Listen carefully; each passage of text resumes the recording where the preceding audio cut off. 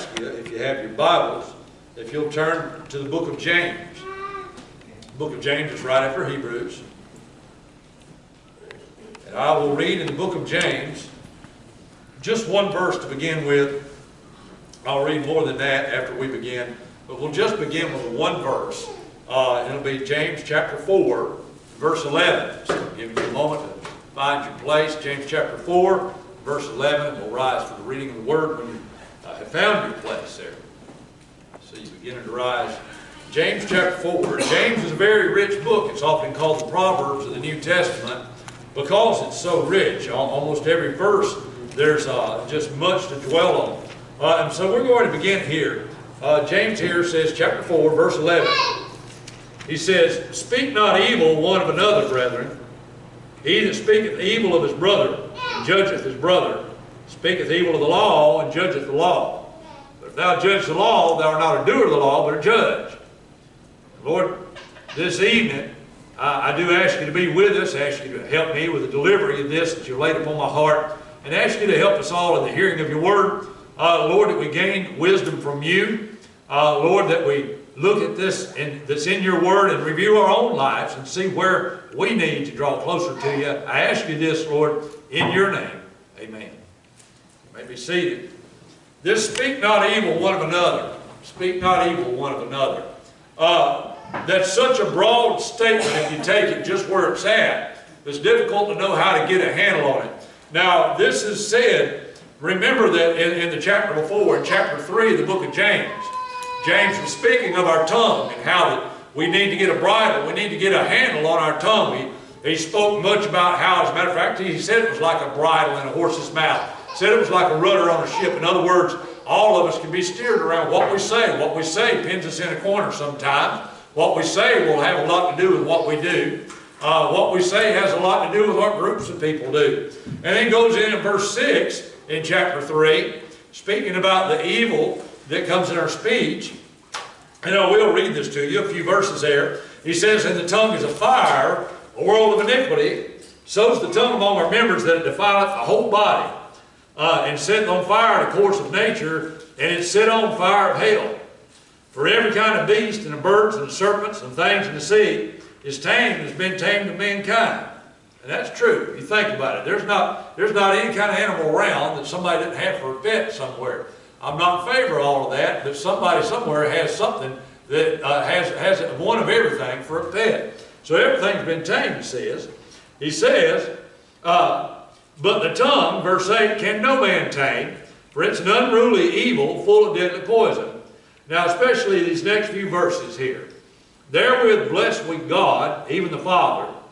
Therewith curse we men, which are made after the similitude of God. Out of the same mouth proceedeth blessing and cursing. My brethren, these things ought not so to be. Does the fountain send forth in the same place sweet water and bitter?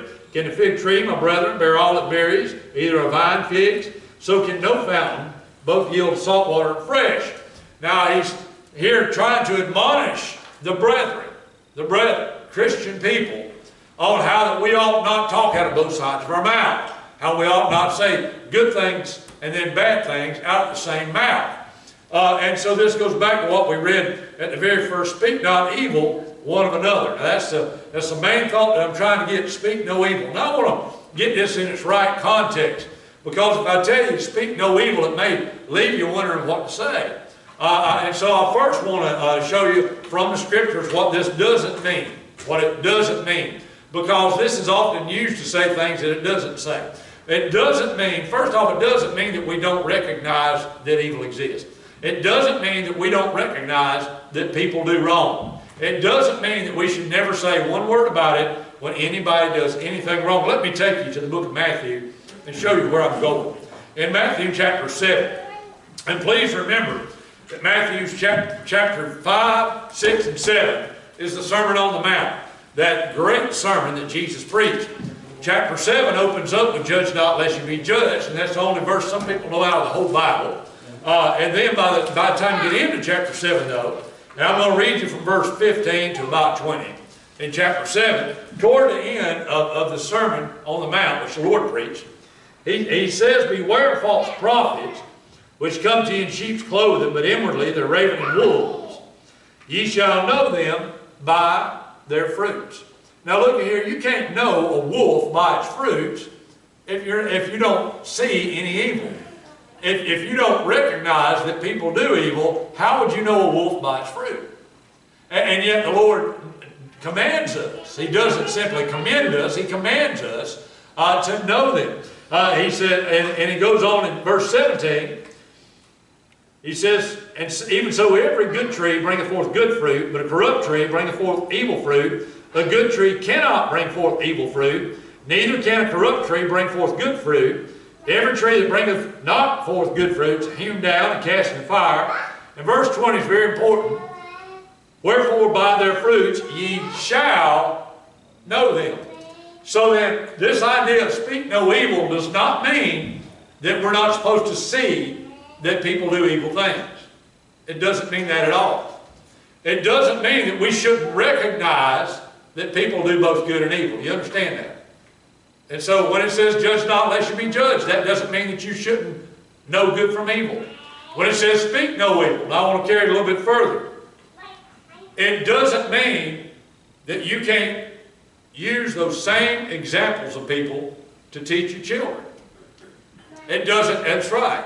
And you know what, if you've got a job to do already, if you're teaching children, if you're trying to be a good influence on your children and grandchildren, how are you going to do it if you can't use examples of people around you and say this is a good path to walk in, this is a bad path to walk in. These things that these people are doing is right and they're going to help them. These things these people are doing is bad, it's wrong, and it's going to cause them problems. How can you do that if you don't see the evil that people do? Now let me carry you again in Scriptures to 1 Corinthians chapter 10. And I'll show you this from Scriptures. This is not my opinion, this is scriptural. 1 Corinthians chapter 10 and the first 12 verses here. And we're going to read here what Paul is writing to this church in Corinth and how he talks about the examples that are in the Bible. It says in chapter 10, 1 Corinthians, he says, moreover, brethren, so again he's talking to the brethren, talking to the Christians. He said, I would not that you should be ignorant, how that all our fathers were under the cloud and all passed through the sea. He's talking about the children of Israel in the wilderness right here. And were all baptized into Moses in the cloud and in the sea. And did all eat the same spiritual meat, did all drink the same spiritual drink, for they drank of that spiritual rock which followed them, and that rock was Christ. Now right here, he's just talking about how all of them that were delivered from Egypt were all together.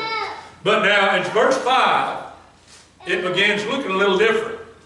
He says, but with many of them God was not well pleased, for they were overthrown in the wilderness. Now look verse 6. Now these things were our examples, to the intent that we should not lust after evil things, as they also lusted. He says, neither be idolaters, as were some of them. I want you to look at these next verses. Verse 7, 8, 9, and 10 all start with the same word. Neither. He's going through a long list of stuff we ought not do. Where's he getting all this list from? Things they did. He said, neither be idolaters, as were some of them. As it's written, the people sat down to eat and drink and rose up to play. Neither let us commit fornication, as some of them committed, and fell in one day 320,000. Neither let us tempt Christ, as some of them also tempted, and were destroyed of serpents. Neither murmur ye, as some of them also murmured, and were destroyed of the destroyer. Now, all these things happen unto them for ensamples. That's the same as the word example. And they are written for our admonition, unto whom the ends of the world are come. And so you see here that he's giving you examples of evil things that people did. So when it says that we're not to speak evil, speak no evil of each other, it doesn't mean we should never mention anything wrong that anybody's done. For the Scriptures himself mention and tell us of wrong things people have done. And Paul says specifically, that's for our example, that we might learn. So we should take things that people, real people, have done and use them for examples. That makes sense. This thing to speak no evil doesn't mean that we should never mention things people do.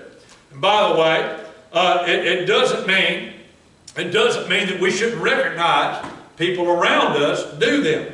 There are people in this town. I can think of three individuals, three men, who I've asked my wife to make sure that she's never alone with, ever. Three men, because they have a reputation well deserved as predators. Two out of those three call themselves preachers. I'm not going to tell you who they are, but I'm telling you who you are doesn't matter. If you've got a known reputation for being a predator on women and children, should not a man, to protect his family, tell his wife and children to stay away from them? Sure, certainly he should. So speak no evil doesn't mean pretend people do no evil. That's where I'm trying to get to. And now that we got that in mind, we've covered what it doesn't mean. Now I want to get to what it does mean. It means that whatever we have to speak of about anybody, we remember who we are. I was just in 1 Corinthians chapter 10, and I stopped at verse 11. Now let me read verse 12. It said, "Wherefore let him that thinketh he standeth take heed lest he fall." These things that other people have done, rather than give us some sense that we're high and mighty, we're all of this, and we're not as bad as them, what it should do is remind us that we can fall just like them. What it should do is remind us that we too can fall. So the thing of speak no evil about other people has to do with our attitude, our approach. It has to do with what we're speaking when we speak. If I were to tell a young teenage boy or girl in this church, you need to stay away from that company, that's not going to do you any good. That's not what the Bible's talking about. But if I looked at other teenagers their age and I say stay away from them, they're trash. If I started running them down, that's what it's talking about. It's saying I'm not supposed to badmouth. Do you understand me? I'm not supposed to run somebody down. I'm not supposed to look at somebody and call them names. I'm not supposed to look at them and think I'm better than them. I should not. I'll give you a few examples. I shouldn't look at a man strung out on drugs and say he's worthless, he's trash. They need to just take him and throw him in a hole somewhere and cover him up with dirt. That's what it's talking about when it says to speak evil. Speak not evil of one another. That's what it means. I shouldn't look at a woman who's now lived 30, 40 years down the wrong road and been abused by everybody around and call her names and talk about how filthy she is. But rather, I should speak of her. Look at this back, we read this earlier. In verse 9 of chapter 3 of the book of James. I want you to read this. Chapter 3, verse 9. He's talking about the evil of our mouth and talking about how we speak so evil one of another. Talking about our tongue. It said, "Therewith bless we God, even the Father, and therewith curse we men," look at this, "which are made after the similitude of God." He says, this is why you don't run around bad-mouthing. He said, a person that you're bad-mouthing was made after the similitude of God. He said, God created them. God created them in His own image. It's not for us to curse them. Yes, we should recognize what evil people do. Yes, we should at times even protect our own from other people. Yes, we should name examples if needed or where needed to help teach our children and grandchildren and so forth, stay away from evil. But what we should not do, what we cannot do, what we must not do is to speak of people as if they were lower than us and we're better than them. And that's what it means when it says, speak not evil one of another, brethren. And this is a hard thing to do. It's a hard thing to live in a wicked world and see people do wicked things and know that God has delivered you from a wicked life and not look over and say, I'm glad I'm not like him. I'm glad I'm not like her. I'm glad I'm not like them. When in fact we're just like them. In fact, we're the same kind of people, But the grace of God has delivered us from evil. But the grace of God, or in His grace, in His mercy, He has saved us and made us whole. And that's what this speaks of. Yes, we recognize evil, but we don't speak of each other as if some of us were made by God and some of us were not. But we realize that every person was made of God, in the similitude of God, and deserves the respect that every person deserves.